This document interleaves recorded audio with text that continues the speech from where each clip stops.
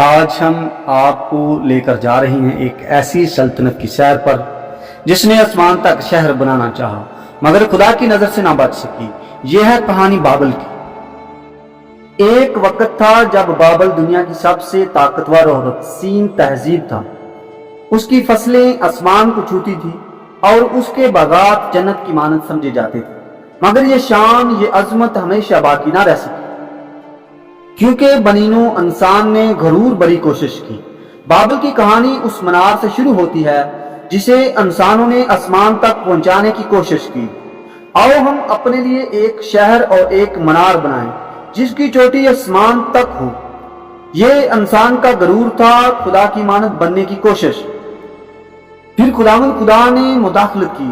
خدا نے انسان کے اس غرور بری تعمیر کو روکا۔ اس نے ان کی زبانیں الجھا دی اور انہیں زمین پر بکھیر دیا۔ یہ پہلی نشانی تھی جب انسان اپنے ہاتھ سے بڑھتا ہے۔ خدا نے ان کے برے ارادوں، برے منصوبوں کو چکناچور کر دیا۔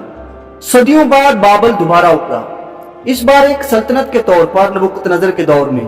بابل کا جاؤ جلال عروج پر تھا۔ اس نے عظیم محلات، باغات اور سونے کے مجسمے بنوائے۔ نبوکت نظر نے کہا، کیا یہ وہ عظیم بابل نہیں جسے میں نے اپنی قدرت اور جاؤ جلال کے لیے بنایا؟ مگر خدا نے اسی لمحے اسے ذلیل کر دیا اور وہ 7 سال جانوروں کی طرح جنگل میں رہا۔ بابل کے بادشاہ کو ایک سبق سیکھنا پڑا۔ آسمان میں خدا ہی حکمران ہے اور وہ جسے چاہتا ہے بادشاہت دیتا ہے۔ بابل کے جلال کو خدا نے نیچا دکھایا تاکہ انسان سیکھے کہ سب کچھ خدا کا ہے۔ نبوکت نظر کے بعد بیلتشزر نے بڑی حماقت کی۔ اس نے خدا کے مقدس برتنوں سے شراب پی۔ اسی رات بابل کی سلطنت کا خاتمہ ہو گیا۔ فارس کے بادشاہ نے بغیر جنگ کیے شہر پر قبضہ کر لیا۔ تاریخ چیخ چیخ کر کہتی ہے، جو قوم خدا کو بھولتی ہے وہ بکھر جاتی ہے، جو فرد اپنی طاقت پر غرور کرتا ہے وہ گرا دیا جاتا ہے، لیکن جو جھکتا ہے وہ اٹھایا جاتا ہے۔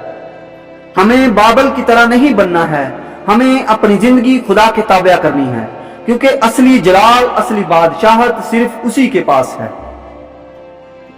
اے ابدی بادشاہ جس کا تخت آسمانوں میں ہے اور جس کی حکمت لافانی ہے، ہم تیرے حضور جھکتے ہیں۔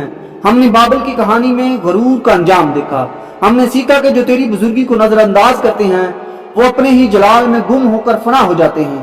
اے خداوند، ہمارے دلوں کو نرم کر، ہمارے نفس کو جھکا اور ہمیں سکھا کہ سچی بلندی تیرے قدموں میں ہے۔ ہمیں دنیا کی جھوٹی عظمت سے بچا اور اپنی بادشاہی کے سچے نور میں داخل فرما۔